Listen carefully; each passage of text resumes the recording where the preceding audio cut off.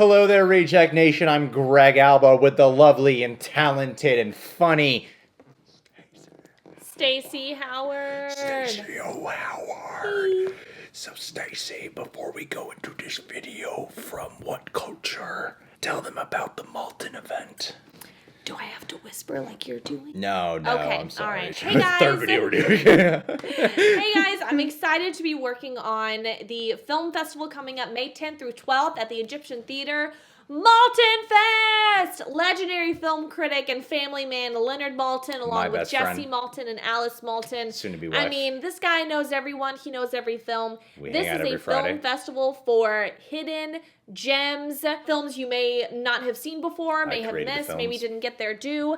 This is for cinephiles, for film fanatics, film nerds. It's not like an industry film festival. It's not a Sundance. People aren't trying to get fun, schmoozing you at the Breyer's ice cream bar, whatever they do. No, this is really just for film fans. It's in Hollywood. You can get your tickets. Weekend badges are on sale right now at leonardmaltin.com/maltinfest. So please join us for the weekend. You're going to have feature films, shorts, documentaries, TV shows, receptions, all kinds of fun stuff, paintings, art. It's going to be packed full of everything for an incredible price. So we're so excited to have people join us. It's going to be a good time. Yeah.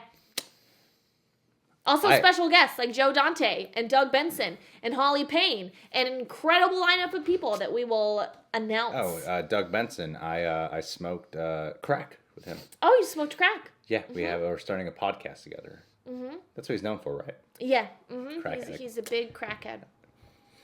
Let's watch this video for more culture. 8 horror movies you didn't know were connected. Let's hop into this now, shall we? Let's do it. I'm excited. What Culture is one of my favorite channels, Stacy. I'm happy to see their stuff.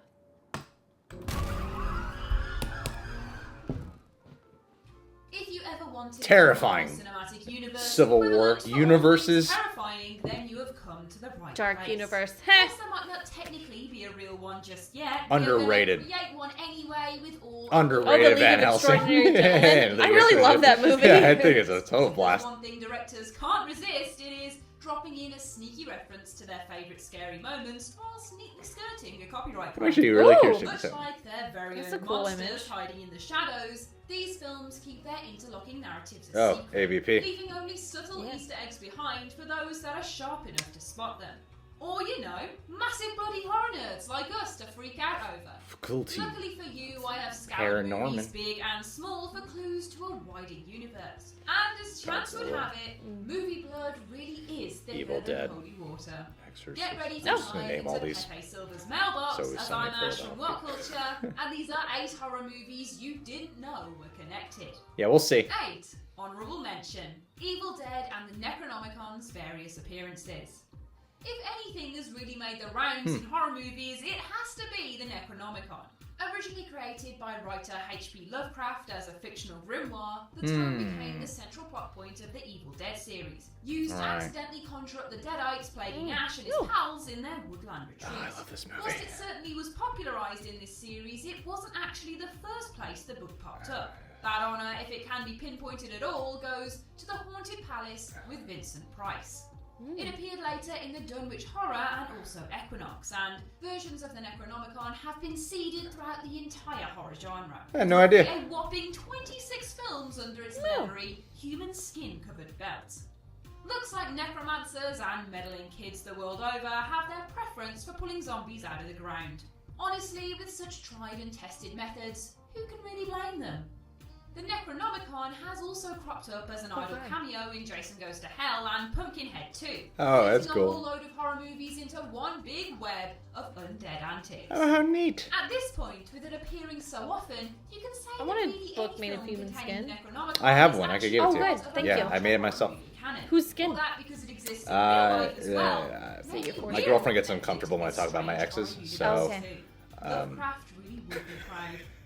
7. Slither and the Thing.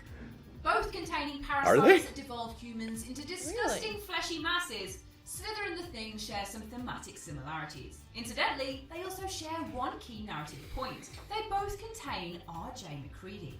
MacReady is the protagonist of the research mission undertaken in The Thing. The key He's hero in facing Slither? up against an alien invasion that is slowly but surely turning his crew against him. At the end of the movie, MacReady's fate is uncertain. He's left with the morally ambiguous Childs watching their facility burn down in the middle of the freezing Antarctic. It seems that James Gunn wanted to have some fun with Carpenter's movie, including the R.J. MacReady Auctioneers and Funeral Home in a sly reference to Slither's infamous inspiration. In this universe, we can assume MacReady didn't survive and has had a lovely funeral home named after him. Or if he did, he's taken up a new line of work investigating potential I played that parasite character. infections. Yeah, I remember. Since neither the living You look nor great. the corpses of the Thank Thing you. can be trusted, as shown in the gnarly defibrillation scene. Oh, It jeez. somewhat makes sense either way to have a funeral parlour involved, considering the amount of death that happened on their expedition, to be fair. 6. Creepshow and Jason Goes to Hell. Are they really? Tucked away in the Voorhees' basement that bounty hunter Duke goes to investigate is not only the original Necronomicon from the Evil Dead series, but also a mysterious crate emblazoned with Arctic Expedition. Julia Turns out it's Carpenter. not just Freddy that Jason likes to hang out with. The crate is the same one from Stephen King's Creepshow, an anthology film with a segment helpfully titled The Crate, detailing it to contain Oh, how a tiny funny. Yeti-like creature that subsequently Wow. kills anyone that gets too close to it. I know how you feel, friend. The link between the three I thought it was movies Grace contained Hancock in for this a second. basement makes for one terrifying reality, where slasher villains and creepy creatures roam freely. Either that, or Jason is just quite the collector of horror film artifacts in between stabbing people to death. At least he's on brand. 5. Silent Hill and Village of the Damned. In a nod These, to the like, famous really film connected, before though. I it, feel like we're Silent kinda Hill stretching contains a little reference to Village of the Damned, both featuring Midwich as a central location for the narrative. Silent Hill really freaked me out. In the When the barbed 1960s, wire Underrated. goes up her vagina and like Midwich rips her undergoes apart. a strange Ugh. phenomenon where It's all the women underrated. of the village give birth to strange telepathic children, and unusual deaths begin to occur in their wake.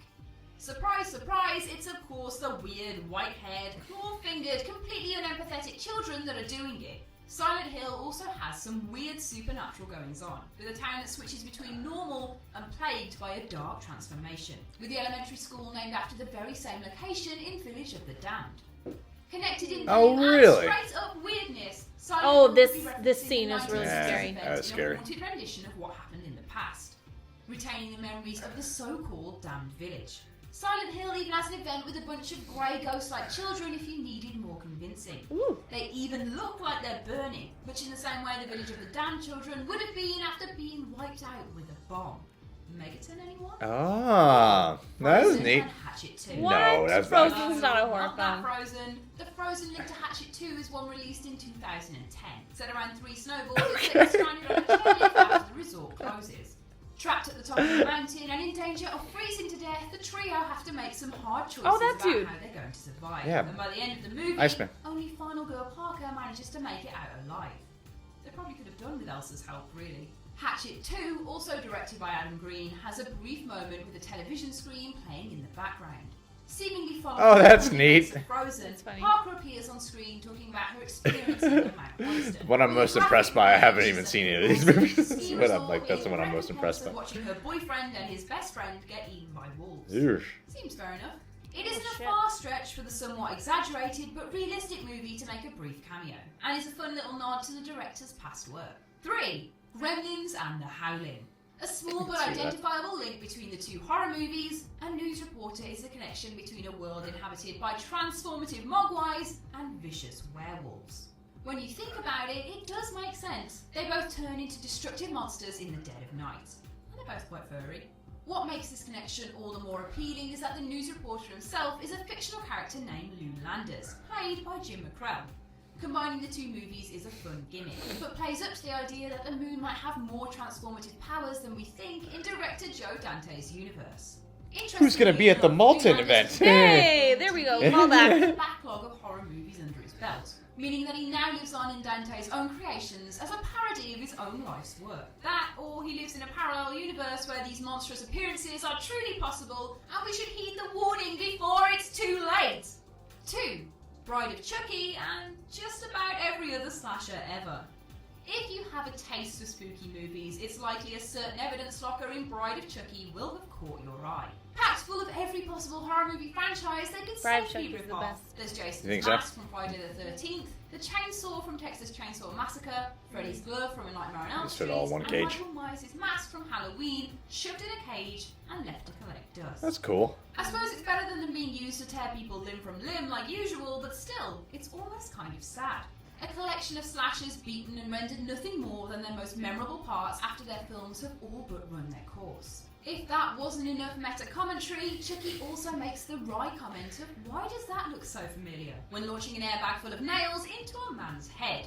A sly reference to the lead Cenobite of Hellraiser. The Stalker is arguably missing only pinheads. Did you know that Henry Cavill was in a Hellraiser the whole movie? locker was put together by a fanatical police detective to have it all turn up in the same place. In Hellraiser Inferno, the links come full circle perhaps. Such a detective is the protagonist of the movie and comes into ownership of the configuration early on. A continuation of the reference perhaps, he could be the one behind such a collection. 1. The Cabin in the Woods and The Faculty. For a film jam-packed with horror movie references, Easter eggs and replications of classic scary movies from over the years, it's pretty unsurprising that The Cabin in the Woods has one more sneaky link that makes sense when put into the context of another self-aware horror. As we're introduced to the organisation running America's sacrificial entries to keep the world safe, Citizen and Hadley discuss their success rates, commenting, "Please, we haven't had a glitch since '98. And what horror film that fits a necessary trope format came out in 1998? That's right, the weird school alien invasion movie with Elijah Wood. The Faculty. Also set in the US, the film can be considered the glitch in their system since none of the kids die. Their procedure failing to collect the correct sacrifices from the fool, the athlete, the whore, the scholar, and the virgin. Is that intentional? Which could essentially be Stokely, Stan, Delilah, Zeke, and Casey as some sort of representation of that order.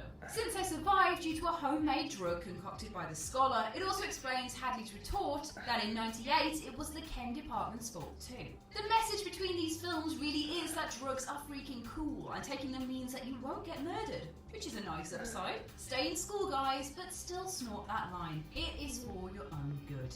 And that's our list. What other horror movies are not so secretly connected? Share your findings in the comments section below. I've been Ash and this has been What Culture. Make sure to subscribe to the What Culture YouTube channel for more lists like this. And don't forget to visit whatculture.com for daily news and articles. Thanks for watching. Well, that was neat. Yeah. That was neat. I mean, some of these I'm like, are they really connected, or is that just like the Yeah, they're just kind of similar. Yeah, like the Necronomicon Ex Mortis. Yeah, that's like a reoccurring motif, I'd say. Something that has been passed down in several other horror movies. But is that really like, oh, they're connected now? You know what I mean?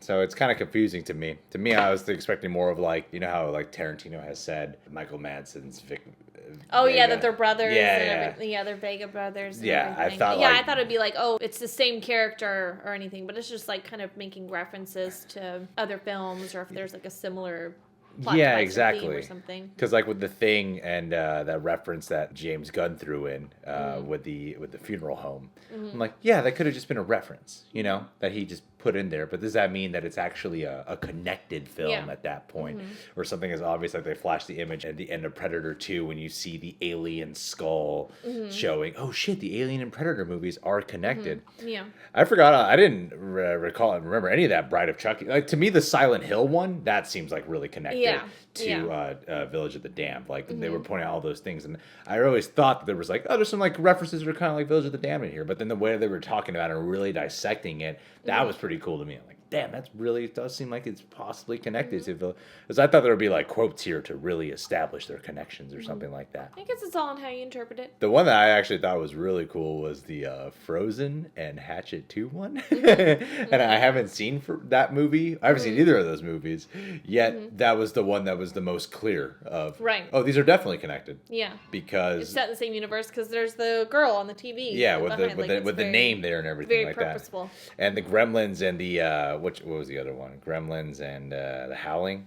That was something that was like, oh, that's pretty neat too, the same reporter. But then again, I thought it just could have been like a typecasting. Like I was watching, there's the new Curse of Yayo, I don't know how to say it, I'm not Spanish. The Curse of La Llorona. And there's in the movie, there's a guy who plays a priest, And then in the Annabelle movie, he also plays a priest, and it seems like very similar characters. So people are trying to decipher, like, are they connected to the Conjuring universe or not? But in my mind, I'm like, no, he's just probably playing a priest again or something like that, you know? I gotta rewatch some of these. Or watch them for the first time. Yeah, have you seen any of them? No, I've seen several of those. There's a few of those, like, I hadn't seen Frozen. I actually haven't seen The Faculty, which I've heard is, like, very watchable. Oh, dude, that movie was amazing. Dude. I'll check it out. Dude, I grew up on that movie. Did you know? Yeah, my parents, they were not, they did not censor me very well, those guys. Mine either. I watched HBO at a very young age. Oh, man. Yeah. I started doing porn when I was 13. Oh. What do you got? Yeah. What do you got on me? I was directing porn at 11, so. That's actually kind of impressive. You know, like. I have a great work ethic. We were talking about that. Yeah. Being in porn as opposed to directing a porn, it was a very different managing task. I mean, nowadays with the internet, like, you got to make your own stuff. You know, you have to create your own content and brand, and you know, you can't just be the star anymore. Like, you gotta. I mean, if my channel ever fails, I'm planning on just becoming a webcam model. I feel like I got the body for it. I feel like if I was in a jam, if I was in a really tight spot, like, I could be a webcam girl. Yeah, I feel like any girl could. Yeah, just wear a mask. So my dad doesn't find out. What if your dad wants to... Oh, never mind. I won't go. Oh, all right, maybe not. You seemed like appealed to that. I was like, ooh. Anyway. Yeah, sure. Transition out of this topic. Thanks, Pop Culture, for your video. You can subscribe to the Reject Nation. Click that notification bell. Maltin event. Go check it out today. Yeah. Maltin Fest. Fest. That's what it's called. Yes. I'm sorry. Maltin I'll Fest. text Leonard later. There's no word to this. You don't have his number. No.